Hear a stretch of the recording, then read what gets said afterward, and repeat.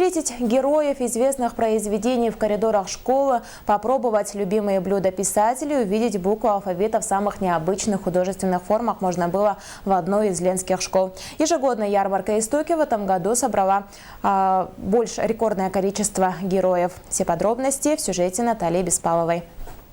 Огромное количество участников – 575 человек. В этом году ярмарка «Истоки» бьет все рекорды.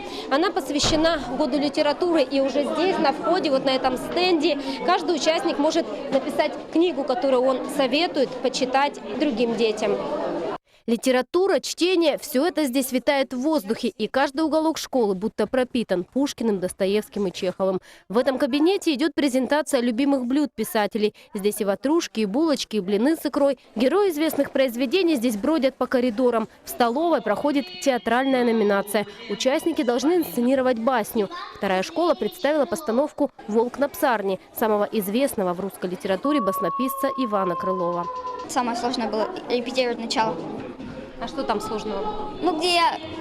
Там жесты вот эти все правильно все это делать, запоминать слова, вот это все.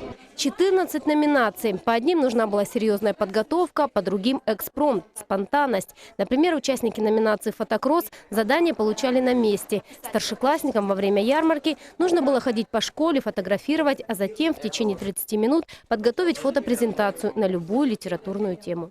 Организаторы вспоминают, что 12 лет назад, когда «Истоки» проходили впервые, участие в ярмарке приняли чуть больше 50 человек. Сегодня в 10 раз больше.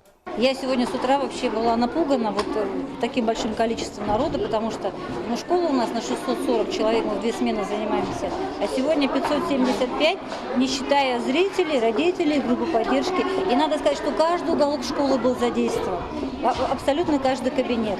Кристина Мордосова уезжает домой с дипломом победителя. Все-таки не зря она везла на ярмарку из Беченчи ледяную скульптуру Кая для участия в номинации «Музей восковых фигур». Ярмарка «Истоки» – мероприятие шумное, многолюдное, но приносящее пользу. Организаторы уверены, что теперь читающей молодежи в Ленском районе станет гораздо больше.